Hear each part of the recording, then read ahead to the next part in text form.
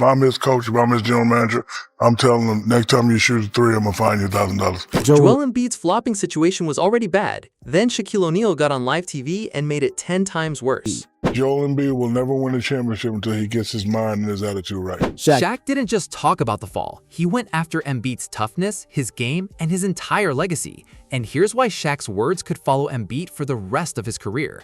This is where it gets serious. Shaq didn't just criticize Embiid, he put him on trial. The moment Embiid got pulled into the flopping story, Shaq used it as proof of something he's been saying for years, that one of the most gifted big men in basketball keeps giving people reasons to doubt him. Not just his game, his mindset, his willingness to dominate the hard way.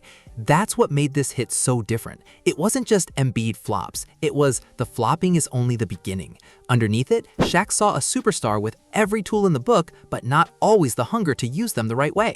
Things were already messy before this. Embiid had been under fire for his body, his availability, and how he handles pressure. The NBA had already suspended him 3 games in November 2024 after he shoved a Philadelphia Inquirer columnist in the locker room. That wasn't about flopping. That was about emotional control, but it added fuel to the fire about who Embiid is off the court. Then came the flopping talk. After Philly's Game 7 win over Boston, Jaylen Brown went public and called out Embiid for flopping, while still admitting Embiid had been a serious problem for the Celtics. That combination was brutal. Brown wasn't just some fan online, he was a Finals MVP. Reuters reported Brown criticized the officiating and Embiid's foul drawing. The New York Post said Brown felt Embiid got extra calls. Those comments turned Embiid's style into the headline after the series. And that's exactly when Shaq walked in, because Shaq has never needed much of a reason to talk about Embiid. He's always framed it as tough love from one dominant big to another. But when the topic became flopping and foul baiting, it connected straight to Shaq's biggest complaint, that Embiid is too good to keep playing like he needs help from the refs. New York is a tough city to play, but this was the fear I had for Joel Embiid. That line mattered. Shaq wasn't reacting to one bad game. He was reacting to a pattern he believed Embiid had already shown the world, that Embiid wanted control over when he played, how often he played, and how much punishment he was willing to take. You announce arrogantly, I'm not playing back-to-backs, Ernie. I'm not injured, but I'm sore. Before the 2024-2025 season, Embiid said he probably wouldn't play back-to-backs anymore to protect his health for the playoffs. That might sound smart to sports science people, but Shaq and Charles Barkley reacted like someone had just disrespected everything the old-school game stood for. Man, when you say things like that, you're supposed to come back with extra energy. 0 for 3, I'd have been 0 for 15. Shaq's message was simple and cold. If you tell the world you're saving your body, you better come back looking like a monster. If you say you're not injured, just sore, then your next game better look like a war. If the plan is about the bigger picture has to actually show up. Joel Embiid will never win a championship until he gets his mind and his attitude right. Fast and friendly tone. When Embiid came back against the Knicks in November 2024, it went badly. He scored 13 points on 2 of 11 shooting in a 111-99 loss. Shaq used that performance to deliver one of his most quoted Embiid takedowns ever. TMZ and Sports Illustrated both covered it. Shaq said Embiid wouldn't win a title until his mentality changed. That was vintage Shaq. He wasn't just talking about a bad shooting night. He was talking about the difference between missing aggressively and fading quietly. A true dominant big can go 0 for 15 and still make the defense nervous because the pressure never stops. With Embiid, Shaq felt the game was happening around him instead of because of him. That's why the flopping stuff became so dangerous for Embiid's image.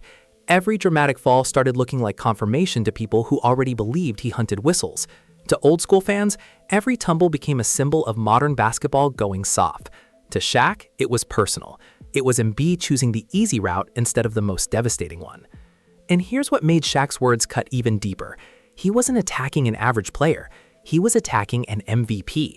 Embiid has footwork, touch, shooting range, timing, strength, and one of the most complete scoring arsenals any 7-footer has ever had.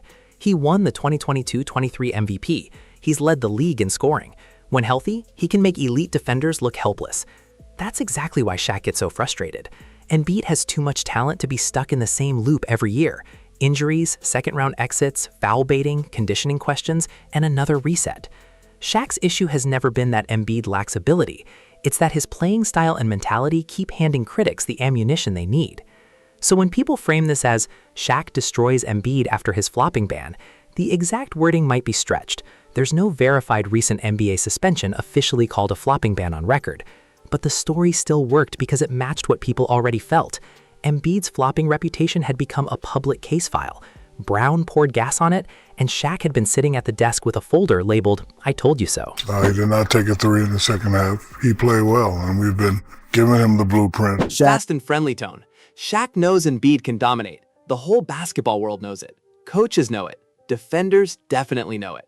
But the knock is that Embiid doesn't always choose the most punishing version of himself.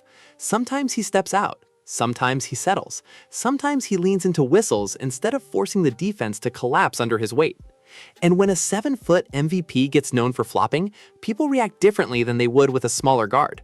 A 6-foot guard selling contact can be written off as survival. A 7-foot MVP doing it looks to critics like a giant asking for sympathy.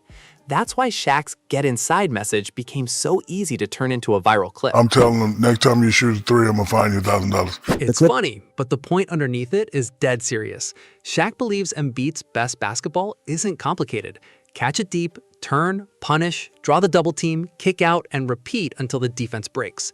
When Embiid does that, everything opens up. Tyrese Maxey gets space, Paul George gets cleaner looks, role players stop scrambling and start attacking. Kenny Smith made the same point in that same conversation. He said Embiid's presence changes the geometry of the floor even when he's not scoring 40. He called Embiid the closest thing to Jokic in the league with a real post advantage.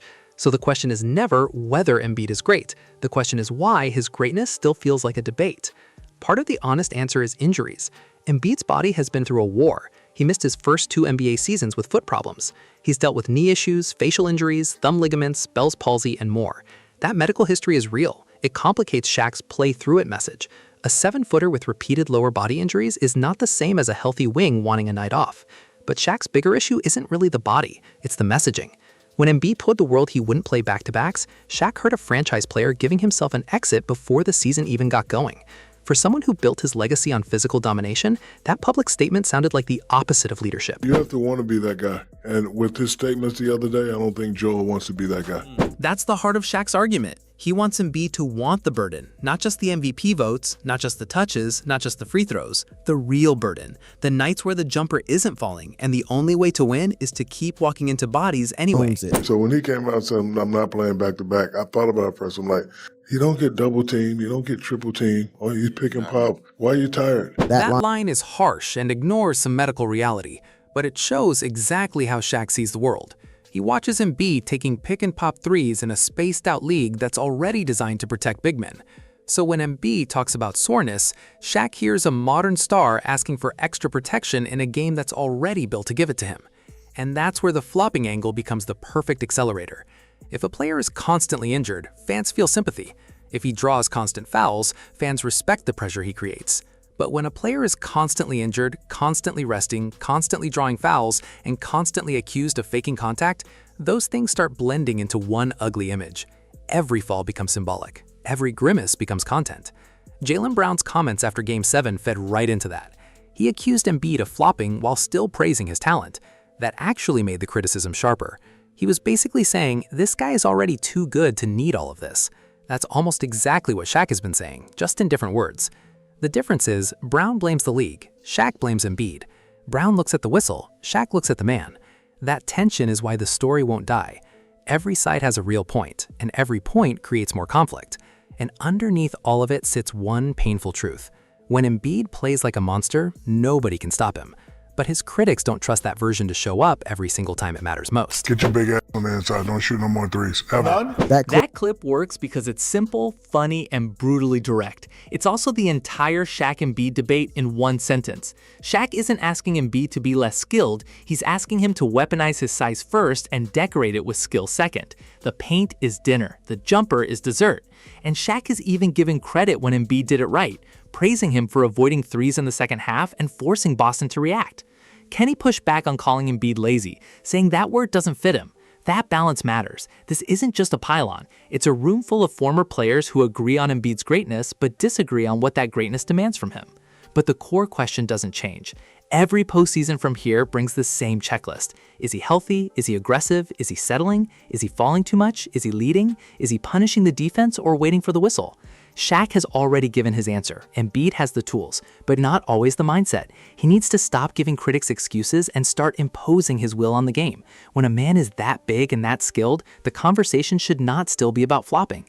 That's the real reason this criticism cuts so deep. Shaq isn't saying Embiid can't play. He's saying Embiid should be so dominant that nobody has time to talk about anything else. And until Embiid does that deep in the playoffs, until he turns all this noise into a championship run, Shaq's words will keep following him like a shadow. Because in Shaq's world, a great big man doesn't ask the game for permission. He takes the paint, takes the contact, takes the pressure, and leaves the critics with nothing but silence.